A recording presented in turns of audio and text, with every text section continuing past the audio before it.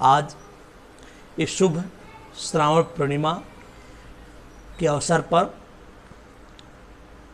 आज विशेषकर श्रावणी पूर्णिमा के अवसर इसी अवसर पर आज मैं जगदीश चैनल के माध्यम से आप सबों के सामने आया हूँ। इसलिए मित्रों, सज्जनों, आज मैं उन विषयों की चर्चा करने जा रहा हूँ जिससे मानव जीवन ईश्वर तुल्य हो जाता है। हमारे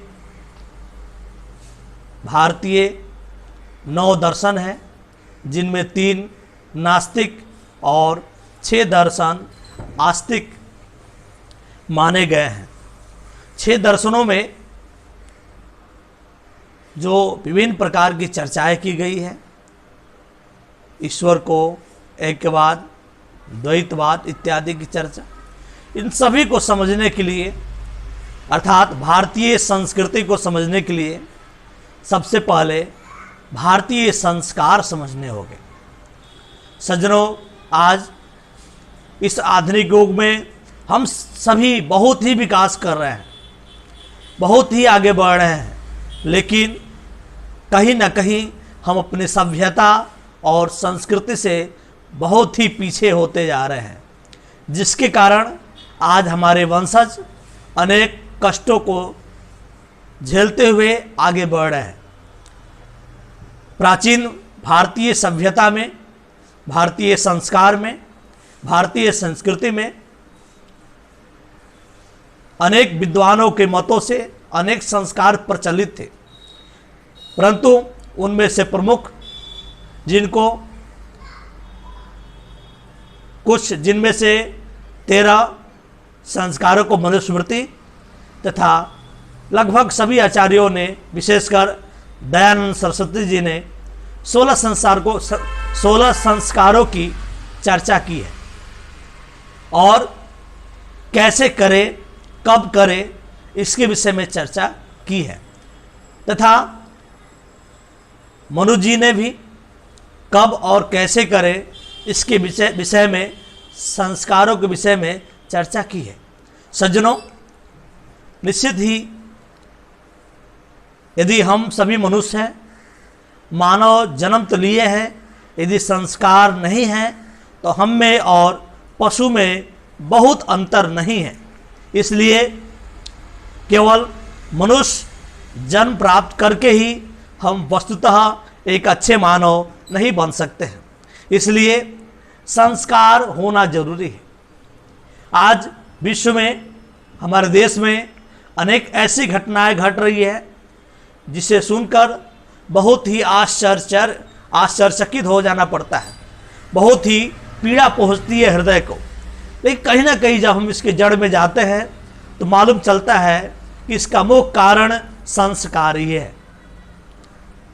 अतः आज मैं सारांश में ही 16 संस्कारों की चर्चा करूंगा तथा अपने सभी हिंदू भाइयों से करबद्ध होकर प्रार्थना भी करूंगा कि अपने होने वाले भविष्य को, होने वाली पीढ़ी में इन 16 संस्कारों को विषय में ज्ञान दे तथा जितना संभव हो संस्कारों का पालन करें।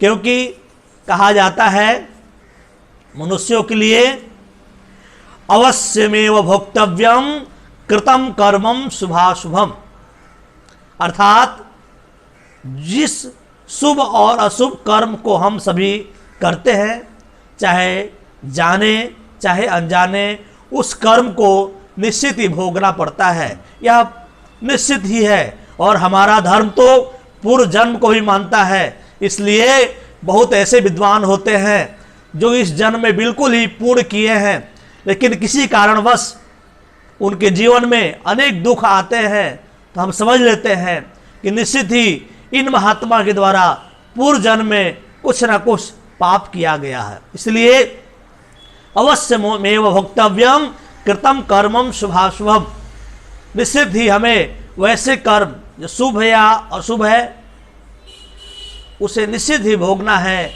चाहे वो शुभ या अशुभ हो। आज श्रावण पूर्णिमा के दिन संस्कृत दिवस भी पूरे विश्व में मनाया जाता है। इसलिए मैं आप सभी को संस्कृत दिवस की ढेर सारी शुभकामनाएं देने के साथ साथ सबसे निवेदन भी करना चाहता हूं कि यदि हमारे घर में संस्कृत भाषा आ जाएगी तो निश्चित ही संस्कार आ जाएंगे। जब तक संस्कृत भाषा नहीं आएगी तब तक संस्कार नहीं आएंगे, क्योंकि संस्कार को जानने से पहले थोड़ा सा निश्चित ही हम सभी को संस्कृत जानना पड़ेगा। संस्कृत जो है हमें संस्कार देती है। संस्कृत सभी भाषाओं की जननी है और निश्चित ही यदि हमारे घर में, हमारे परिवार में संस्कृत भाषा का संस्कार होगा तो निश्चित ही हमारे घर में सभी संस्कार होंगे और हमारे बच्चा, हमारे पुत्र, हमारे छात्र, हमारे माता बहनें हमें सम्मान देंगी, क्योंकि संस्कृत ही वैसी भाषा है तो अभिवादनशीलस्य नित्यम वृद्धोपसविनः चत्वारि तस्य वर्धन्ते आयुर्विद्या शुबलम, इसका पाठ हमें बताती है। और निश्चित ही संस्कार को सबसे पहले हमारे जीवन में उपस्थापित करती है। इसलिए संस्कृत भाषा निश्चित ही संस्कार को पोषित करती है। जैसे जैसे हमारे घरों से संस्कृत भाषा जाती रही वैसे वैसे हमारे घरों से संस्कार भी जाते रहे और आज हम अपने ही पुत्र से वे अपेक्षा नहीं कर पाते हैं जो एक पुत्र का कर्तव्य होना चाहिए, क्योंकि पुम नामक नरकात् त्रायते पुत्रः, अर्थात जो पुम नामक नरक से रक्षा करे वही पुत्र है। लेकिन आज हम आशान्वित होते हैं कि क्या जिस पुत्र को हम सभी संस्कारित कर रहे हैं वह अंत समय में एक लोटा पानी भी हमें देने के लिए समर्थवान होगा कि नहीं। मित्रों, आगे मैं चर्चा करता हूं, क्योंकि संस्कृत भाषा हमारे जीवन में निश्चित रहे, हमारे परिवार में निश्चित रहे, तभी जाकर हमारे घर में संस्कार रहेंगे। 16 संस्कारों में षोडशेषु संस्कारेषु प्रथमो संस्कारः गर्भाधान संस्कारः इति। 16 संस्कारों में सबसे पहला संस्कार गर्भाधान संस्कार है। आज यह संस्कार लुप्त ही हो चुका है। कुछ ही जन इस संस्कार को करते हैं। मित्रों, एक छोटा सा मैं आपसे बात बताऊं। हम सभी कृषक हैं, भारत कृषि प्रधान देश है। जब किसान खेती के लिए जाता है तो क्या ऐसे सूखे जमीन में बीज डाल देता है? नहीं डालता है। वह जाता है, पहले उसे विभिन्न यंत्रों से खुदाई करता है, उसको मुलायम बनाता है, जल इत्यादि के माध्यम से उसको सींचता है, तथा जब वह पृथ्वी संस्कारित हो जाती है, बीज धारण करने की योग्य हो जाती है, तब जाकर उसमें कृषक बीज का आरोप करता है, बीज रोपण करता है, तब जाकर सुंदर वृक्ष निकलता है, सुंदर पेड़ निकलता है, सुंदर फसल निकलता है। यदि ऐसे ही किसान जाए और ऐसे ही पौधे बीज को फेंक दे, मित्रों, संभव है कि बीज निकल जाए, लेकिन प्रायः नहीं भी निकलता है। लेकिन वह बीज निकलने के बाद क्या वो पेड़ अच्छा होता है? क्या वो सुंदर होता है? वैसे बीज को जो अपने आप जम जाते हैं उसे हमारे कृषक भाई पहले ही निकाल कर फेंक देते हैं, क्योंकि वह उन पर्याप्त सभी फसलों के नुकसानदायक होते हैं। उसी तरह से एक बीज का आधान करने हम जाते हैं, गर्भाधान करने से पहले माता के गर्भ को शुद्ध करना होता है। अर्थात शुद्ध करने का मतलब ये होता है कि क्योंकि विवाह जो संस्कार होता है हम सभी के ध्यान में होगा। संकल्प में पंडित जी बोलते हैं कि मैं अपनी लक्ष्मी रूपी कन्या को, विष्णु रूपी वर को, दोनों कुल के वृद्धि के लिए दे रहा हूं। तो उद्देश्य केवल वंश की वृद्धि है, अर्थात विवाह के पश्चात अच्छे समय में, अच्छे मुहूर्त में जब भी हमें इच्छा हो कि अब वंश की वृद्धि करनी है तो हवन, पूजा पाठ इत्यादि करके वेद मंत्रों के द्वारा भाव में माता बनने वाली स्त्री का गर्भ की शुद्धि करे तथा ईश्वर से प्रार्थना करे कि यह गर्भ शुद्ध हो, और तब जाकर उसमें अच्छे शुभ मुहूर्त में पति पत्नी के नैसर्गिक संबंध के माध्यम से बीज स्थापित करे, निश्चित ही वो बीज अच्छे फसल के जैसे बहुत ही सुंदर और सुयोग बनेगा। सज्जनों, यह गर्भधान संस्कार है जिसमें हवन इत्यादि कर्म करके हम अच्छे पुत्र की प्राप्ति के लिए, अच्छे संतान की प्राप्ति के लिए, सुयोग मातृ गर्भ के शुद्धि के लिए हम ईश्वर से प्रार्थना करते हैं। यह प्रथम संस्कार है। अर्थात यदि प्रथम संस्कार न हो और सभी संस्कार हो, निश्चित ही जब तक पृथ्वी उपजाऊ नहीं बने, पृथ्वी शुद्ध नहीं हो, तब तक उसमें कितना भी अच्छा बीज डाले, निश्चित ही वह बीज बहुत ही लाभदायक और फलदायी नहीं होता है। अतः पहला संस्कार निश्चित ही हम सभी संपन्न करें। समारूप से संस्कार विधि नामक एक पुस्तक है जो आपको प्रायशः सभी पुस्तकों में मिल जाएंगे, जिनमें 16 संस्कारों की चर्चा की गई है। द्वितीय संस्कार के रूप में पुंसवन संस्कार है। कथन मात्रया दृष्टया इति ज्ञायते कि केवल पुंस प्राप्ति ही बालक प्राप्ति कृते एवं संस्कार होती, अर्थात केवल नाम मात्र से ज्ञात होता है कि यह पुंसवन संस्कार पुत्र प्राप्ति के लिए होता है, निश्चित पुत्र प्राप्ति के लिए होता है, लेकिन इसका उद्देश्य होता है कि उस माता के गर्भ में, जिसमें 3 माह तक संपूर्ण शरीर का निर्माण हो चुका रहता है, उसमें कोई अच्छा सुयोग सुआत्मा का प्रवेश हो। इसलिए हम ईश्वर से प्रार्थना करते हैं कि हे ईश्वर, इस गर्भ में, गर्भस्थ शरीर में निश्चित ही किसी सत्पुरुष का आगमन हो जो हमारे कुल की वृद्धि करे। यह इस करते हुए, वेद मंत्र का पाठ करते हुए भाई बंधुओं के साथ बैठकर ईश्वर का हवन पूजन इत्यादि करते हैं। निश्चित ही इसके बाद चाहे पुत्र हो या पुत्री हो, मित्रों, दोनों में बहुत अंतर नहीं है, क्योंकि मैं पहले भी बता चुका हूँ, पुम नामक नरकात् त्रायते पुत्रः, पुम नामक नरक से जो हमारी रक्षा करे वह पुत्र है, तथा जो पुम नामक नरकात् त्रायति या सा पुत्री, जो पुम नामक नरक से जो हमारी रक्षा करती है उसे हम पुत्री कहते हैं। अर्थात दोनों में बिल्कुल भिन्न अर्थ नहीं है, दोनों ही हमें इस मृत्यु लोक से तारती है, दोनों ही हमें इस मृत्यु लोक से उभारने का प्रयास करती है। अर्थात पुत्र हो या पुत्री, दोनों का कर्तव्य एक ही होता है। तीसरा संस्कार सीमंतोन्नयन संस्कार है, जो गर्भस्थ शिशु की रक्षा करना, क्योंकि यह संस्कार 6, 7, 8 माह में विधि पूर्वक संपन्न किया जाता है। इस संस्कार के माध्यम से हम ईश्वर से प्रार्थना करते हैं कि जो गर्भवती स्त्री है उसका जीवन सुखमय हो, आरोग्यमय हो, तथा गर्भ में स्थित जो शिशु हो वो सुखी पूर्वक जीवन को यापन कर रहा हो, तथा अच्छे प्रकार से प्रसव कार्य संपन्न हो। इसलिए हम भगवान से प्रार्थना करते हैं। कुछ क्षेत्रों में गोद भराई नामक एक संस्कार है, आजकल लगभग जगह यह संस्कार होता है, जिसे गोद भराई नाम से होता है। इसमें हम सभी पास पड़ोस के लोग आते हैं, स्त्री के गोद भी भरते हैं और ईश्वर से कामना करते हैं कि स्त्री का जो गर्भ है वो प्रसन्नमय हो, स्त्री प्रसन्नचित हो, तथा विभिन्न प्रकार के शुद्ध भोजन का भी स्त्री का खाने का विधान है। उस दिन अच्छे भोजन बनाकर, सुपाच्य भोजन बनाकर, ऐसा भोजन जो सुपाच्य हो, स्त्री को देने का विधान है। मित्रों, यह तीसरा संस्कार हुआ जो जीव के गर्भ से पूर्व होते हैं। अर्थात गर्भ से पूर्व 3 संस्कार है, जिनमें गर्भाधान, पुंसवन तथा सीमंतोन्नयन संस्कार है। उसके बाद जब बालक का जन्म होता है तो सबसे पहला जो संस्कार होता है वह जात कर्म संस्कार होता है। वो होता है जात कर्म।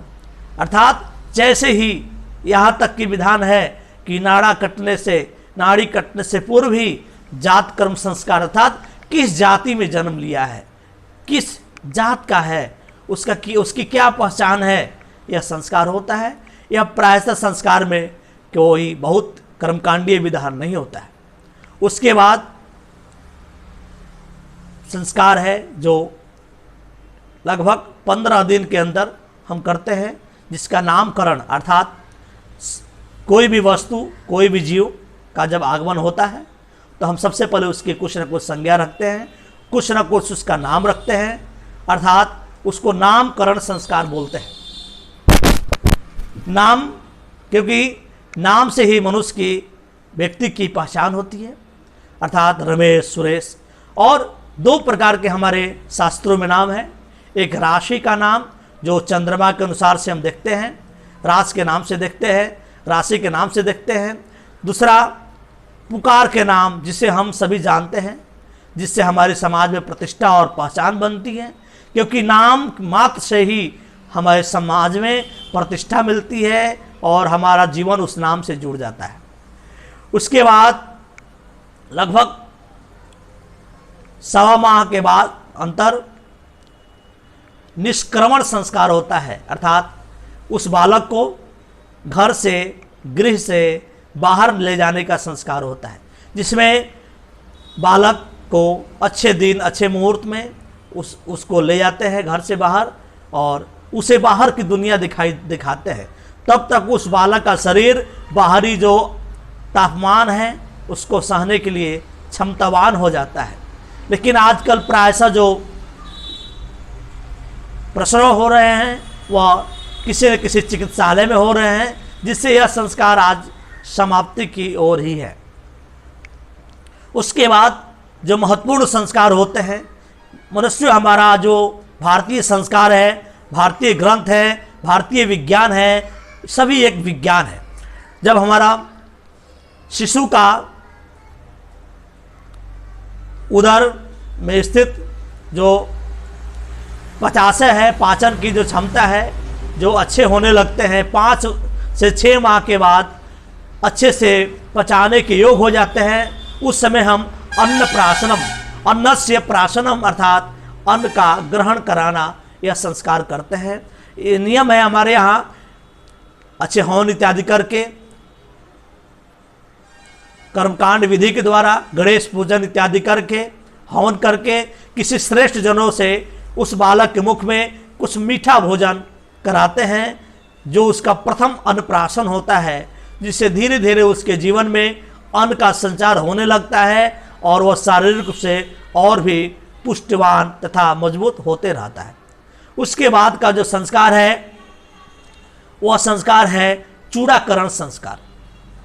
इसको चूड़ाकरण संस्कार कहते हैं, जिसको हम लोग केश कर्तन संस्कार के भी लोग नाम से जानते हैं, जिसको बाद में चलकर मुंडन संस्कार भी लोग कहते हैं, जिसमें जन्म के प्रथम मास या तीसरे मास या पांचवें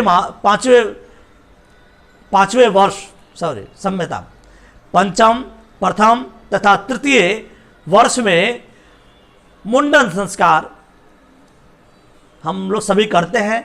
उसी में प्रायशः जो बालक होते हैं उनका चूड़ाकरण संस्कार अर्थात चूड़ा का भी स्थापना करते हैं। और उसी समय भी कर्णवेद संस्कार एक होता है, कान का छिद्र करना उसको, क्योंकि दाहिने कानों में कान को छिद्र किया जाता है और स्वर्ण इत्यादि के कुछ कान में पहना दिया जाता है, जिसका 2 लाभ होता है। एक, हमारे जीवन में अनेक प्रकार की बीमारियों से हमारा शरीर लड़ता है, लड़ने से मुक्त हो जाता है, तथा एक संस्कार के रूप में हमारा शरीर संस्कारित हो जाता है। इन सभी संस्कारों में भी हम अपने मित्रों को, अपने भाई बंधुओं को बुलाकर अच्छे से यज्ञ इत्यादि करके उनको भोज इत्यादि कराते हैं। जन्म के 5वें वर्ष एक संस्कार है विद्यारंभ संस्कार, जिसको हम अक्षरारंभ संस्कार भी कहते हैं। अक्षरस्य प्रारंभः, जिसमें सबसे पहले प्रायशः सरस्वती पूजा के दिन हम इस संस्कार को करते हैं। सर्वप्रथम बालक लेखनी से या मिट्टी के बने हुए चौक से किसी पीढ़ा पर ओम, श्री इत्यादि लिखवाने का प्रयास किया जाता है तथा बच्चे का अक्षरारंभ संस्कार किया जाता है। निश्चित ही इसके बाद से उस बच्चे के जीवन में ज्ञान का संचार कराने का धीरे धीरे प्रयास किया जाता है। यह संस्कार के बाद 3 वर्ष तक वो बालक या बालिका समान ज्ञान करता है, अनेक वर्णों के अनेक भाषा के अक्षरों को जानने का प्रयास करता है। जब वही बालक 8 वर्ष का हो जाता है, विभिन्न वर्णों के लिए विभिन्न वर्षों को निश्चित किया गया है कि ब्राह्मण गर्भ से 8, क्षत्रिय 12, वैश्य 15 से 16, कहीं कहीं पर शूद्रों का भी विधान है जनेऊ करने का। अर्थात यह संस्कार मनुष्य के जीवन में बहुत ही परिवर्तन लाता है। निश्चित ही उपनयन संस्कार को यज्ञोपवीत संस्कार भी कहते हैं।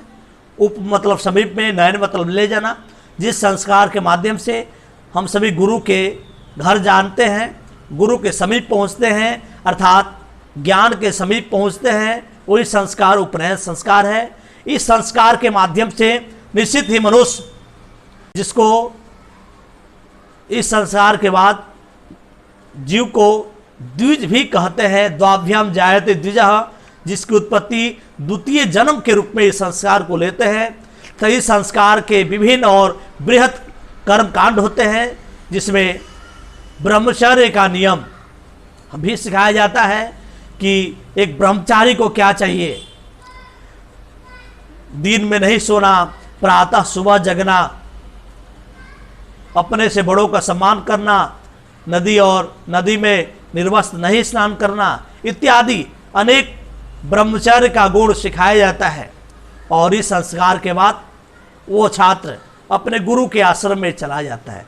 मित्रों, आज गुरुकुल तो कम ही हो गए हैं, लेकिन इस संस्कार के बाद निश्चित हम सभी प्रयास करें, चाहे हमारा बालक किसी भी विद्यालय में क्यों न पढ़े, लेकिन किसी न किसी विद्वान के माध्यम से हो सके तो ट्यूशन लगाकर बच्चे को वेद का अध्ययन कराए, पुराणों का कुछ अध्ययन कराए, कुछ भारतीय ज्ञान का अध्ययन कराए, संस्कृत का अध्ययन कराए। चाहे लड़का आपका डॉक्टर ही क्यों न बने, इंजीनियर ही क्यों न बने, लेकिन जिस तरह से कुछ धर्म के लोग अपने बच्चों को अपने धर्म की शिक्षा देते हैं, वैसे ही यदि हमें हिंदू धर्म को बचाना है, भारतीय संस्कार को बचाना है, भारतीय संस्कृति को बचाना है, तो निश्चित ही यथासंभव उपनयन संस्कार निश्चित कराएं। और उस संस्कार कराने के बाद से ऐसा नहीं कि छात्र केवल ब्रह्मचारी यज्ञोपवीत धारण करे और उसके बाद उसको गायत्री का ज्ञान ना हो, गायत्री जप करना नहीं जानता हो, संध्या करना नहीं जानता हो, सूर्य उपासना नहीं करना जानता हो, वेद पढ़ना नहीं जानता हो, कुछ संस्कृत के सुंदर वाक्य नहीं जानना चाहता हो, भारतीय परंपराओं को नहीं जानना चाहता हो। चाहे आप अपने बच्चे को कुछ भी पढ़ाइए, अच्छा चिकित्सक बनाइए, अच्छा अभियंता बनाइए, अच्छा कुछ भी बनाइए, लेकिन ध्यान दीजिए एक अच्छा मनुष्य जरूर बनाइए, क्योंकि मनुष्य रहेगा तभी जाकर वो अपना कर्तव्य समझेगा। नहीं तो यदि उसको आप पैसा की ओर भगाएंगे तो निश्चित ही वो बालक पैसा के पीछे आपको भी छोड़ सकता है। इसलिए सज्जनों, उपनयन संस्कार करवाएं। यदि संभव गुरु घर तो नहीं जा पाए, क्योंकि आज की जो परंपरा है कुछ ही छात्र जा पाते हैं, लेकिन संभव हो अपने जिम्मेवारी समझकर उस छात्र को वेद का अध्ययन कराए।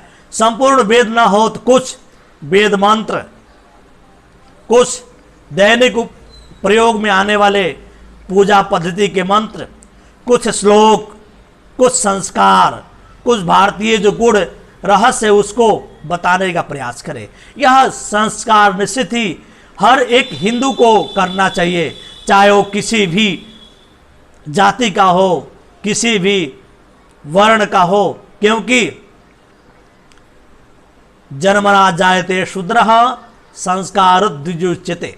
यह जो प्रसिद्ध श्लोक है, कुछ लोग कटाक्ष जरूर करते हैं कि यह अनेक लोगों के द्वारा जोड़ा गया है, लेकिन जिसके भी द्वारा जोड़ा गया हो, निश्चित ही आज के इस युग में यदि भारतीय सनातन धर्म को बचाना है तो सभी को, सभी छात्र को, सभी बालक को सभी संस्कारों के साथ साथ निश्चित ही यज्ञोपवीत संस्कार, उपनयन संस्कार देना चाहिए। उसके बाद वेदारंभ संस्कार।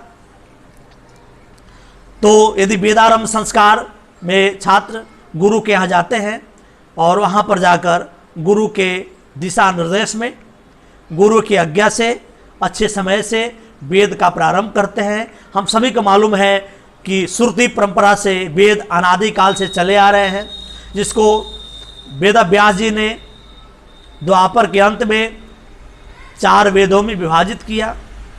अनेक गोत्र के माध्यम से अनेक सभी वेदों के शाखा प्रशाखाएं हैं। किसी भी शाखा प्रशाखा को हर व्यक्ति, जैसे दक्षिण के लोग कृष्ण यजुर्वेद, हमारे उत्तर भारत में शुक्ल यजुर्वेद पढ़ते हैं। मैं आपको एक दृष्टांत दूँ, बिहार में या प्रायशः भोजपुरी भाषा में, चाहे हम तुलसी जी के रामायण पढ़ें या आम लोग जो अनपढ़ है, ज्ञान नहीं है, वो भी जब यमुना को जमुना नदी बोलते हैं,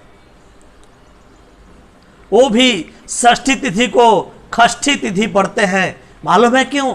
कि वेदों में, यजुर्वेद में य को ज का उच्चारण करते हैं, मूर्धन सकार को ख का उच्चारण करते हैं। इस तरह से अनेक शब्द आपको मिलेंगे जिससे लगता है कि हमारा उत्तर भारत में जो वेद की भाषा है जन भाषा तक पहुंच चुकी थी। अर्थात गुरु के आश्रम में वेद का अध्ययन करते हैं, वेद के सांगोपांग षडांगों के साथ अध्ययन करते हैं छात्र। उसके बाद 25 वर्ष की अवस्था तक गुरु के आश्रम में रहते हुए वेद का पठन पाठन करते हुए अनेक प्रकार की उन सभी समस्याओं को सीखते हैं, उन सभी समस्याओं से निकलने का प्रयास करते हैं, जिससे भविष्य में गृहस्थ आश्रम में जाने के बाद उन समस्याओं को हमें झेलने की, उस समस्याओं से लड़ने की कला सीखते हैं, जिससे हमें आगे मिलना होता है। उसके बाद एक गोदान संस्कार होता है, जिस समय गुरु के आश्रम में संपूर्ण ज्ञान प्राप्ति के बाद छात्र अपने छौर कर्म करवाकर, मुंडन करवाकर तथा गृहस्थ आश्रम का शिक्षा लेता है। गुरु जी बताते हैं कि अपने अध्ययन से स्वाध्यायात मा प्रमदः, स्वाध्याय से पीछे नहीं हटें। इन प्रकार की अनेक शिक्षा देते हैं जो गृहस्थ आश्रम के लिए जरूरी है। गृहस्थ आश्रम में पंच अतिथि, अतिथि सेवा, गृहस्थ का उपदेश, पंच महायज्ञ तथा वास्तुशास्त्र इत्यादि। क्योंकि गृहस्थ आश्रम में प्रवेश करने से पहले गुरु उन सभी बातों को बताते हैं जो गृहस्थ आश्रम में हमें जानना होता है। तो इसको गोदान संस्कार करते हैं। इसी संस्कार में शिष्य यथा इच्छा अपने शक्ति अनुसार गुरु को कुछ न कुछ गुरु दक्षिणा के रूप में देते हैं, चाहे वह कुछ भी हो। अनेक कहानियाँ हमें प्राप्त हैं, हम सभी को जानकारी है, लेकिन समय हमारे पास सभी बोलने के लिए कम है, इसलिए अनेक रघु इत्यादि की कथा हम लोग जानते हैं। तो गुरु दक्षिणा देते हैं गुरु की आज्ञा लेकर। इसके बाद जो हमारे जीवन का सबसे महत्वपूर्ण संस्कार है वो है विवाह संस्कार। अर्थात विवाह संस्कार ही वैसा संस्कार है जिससे मनुष्य पूर्ण होता है। अर्थात एक से हम दो होते हैं। जिन जिन परिस्थितियों को, जिन जिन ज्ञान को हम सभी गुरु के पास पढ़ते हैं, उन सभी कार्यों से, सभी समस्याओं से हमारे जीवन में आमने सामने होता है। विवाह संस्कार के अनेक उपकरण हैं, अनेक, जैसे सर्वप्रथम एक दूसरे को देखना, द्वार पूजन, कन्या निरीक्षण, कन्यादान, सप्तपदी, लज्जा होम, सिंदूरदान इत्यादि।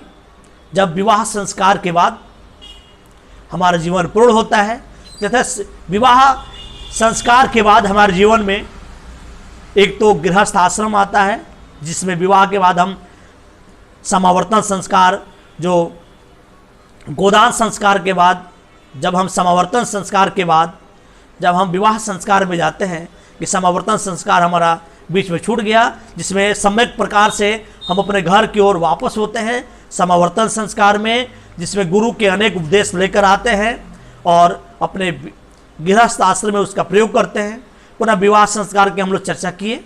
विवाह संस्कार के बाद हमारे जीवन में गृहस्थ आश्रम में निश्चित ही हमें संध्या ध्यान, अतिथि सेवा, पंच महाभूत, पंच महायज्ञ इत्यादि नित्य करने चाहिए, जिससे हमारा वंश, हमारे पूर्वज और आने वाली संतान दोनों ही सच्चरित और पूर्वजों की आत्मा की शांति प्राप्त होती है, तथा आने वाले जो हमारे वंश है उनको सुयोग्य तथा सुसंस्कारित बनते हैं। विवाह संस्कार के बाद जो संस्कार हमें गर्भाधान संस्कार से प्राप्त हुए रहते हैं, हमारा भी कर्तव्य होता है कि अपने भविष्य के जो पुत्र या पुत्री होने वाले हैं, अपने पत्नी के साथ मिलकर विभिन्न अनुष्ठान के साथ गर्भाधान संस्कार से लेकर विवाह संस्कार तक अपने पुत्र या पुत्री का भी करें। विवाह संस्कार में मनुष्य होने के बाद निश्चित ही एक वास्तु की उसकी इच्छा होती है कि हम अच्छा घर बनवाएं, अच्छे समाज के साथ रहें, अनेक यज्ञ करें। ये सब करते हुए मनुष्य अंत में ईश्वर में विलीन हो जाता है। जिस तरह से नदियाँ अपने स्वरूप और नाम को छोड़कर समुद्र में मिल जाती है, उसी प्रकार हम सभी, हमारे अंदर स्थित जो आत्म तत्व है वह ईश्वर में मिल जाता है। उसी प्रकार हम शरीर को छोड़कर चले जाते हैं। उसके बाद इस शरीर का अंत्येष्टि संस्कार होता है, जिसका सबसे अंतिम संस्कार है। प्रायशः सभी धर्मों में यह संस्कार होता है। कुछ धर्म में इसको अग्नि से समाहित किया जाता है, कुछ धर्म में मिट्टी में समाहित किया जाता है, लेकिन यह संस्कार निश्चित होता है। और इस संस्कार में अपने जो वंश के लोग होते हैं वो इस संस्कार को करते हैं। पुत्र अग्नि देता है तथा विभिन्न कर्मों के द्वारा 12 दिनों तक यह अंत्येष्टि संस्कार चलता है। विभिन्न पिंड के माध्यम से, विभिन्न तर्पण और के माध्यम से अपने दिवंगत आत्मा की शांति की जाती है। कुछ जगहों पर त्रयोदश त्रयी भी मनाया जाता है, कुछ जगह बरही मनाया जाता है। अनेक धर्मों में, विशेषकर हिंदू धर्म में भी अनेक वर्णों में अनेक दिनों तक इस कार्यक्रम को किया जाता है। बाद में वार्षिक श्राद्ध भी होता है। इस तरह से पितृपक्ष में भी, आश्विनी कृष्ण पक्ष में भी हर पुत्र अपने पिता के लिए, अपने वंश के लिए तर्पण करता है। यह हमारी हिंदू पद्धति है।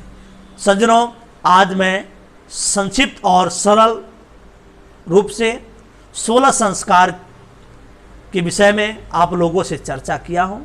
निश्चित ही आप लोगों से निवेदन है कि यथासंभव हो सके 16 संस्कार को अपनाएं, संस्कृत भाषा को अपनाएं, क्योंकि संस्कृत भाषा ही ऐसी भाषा है जो सर्वे भवन्तु सुखिनः का पाठ पढ़ाती है, अयम निजः परो वेति के पाठ पढ़ाती है, तथा मनुष्य में नैतिक शिक्षा की पाठ पढ़ाती है। निश्चित ही हमारे जीवन में ये जो 16 संस्कार है नैतिक शिक्षा का ही ज्ञान उत्पन्न कराते हैं। अतः पुनः एक बार करवत प्रार्थना है मित्रों, यदि सनातन धर्म को, हिंदू धर्म को आगे बढ़ाना है तो हमें निश्चित ही यथासंभव संस्कार अपने आने वाली पीढ़ी में जरूर ही देने पड़ेंगे। इन्हीं अपने शब्दों के साथ नमो नमः। शुभ श्रावणी, शुभ संस्कृत दिवस।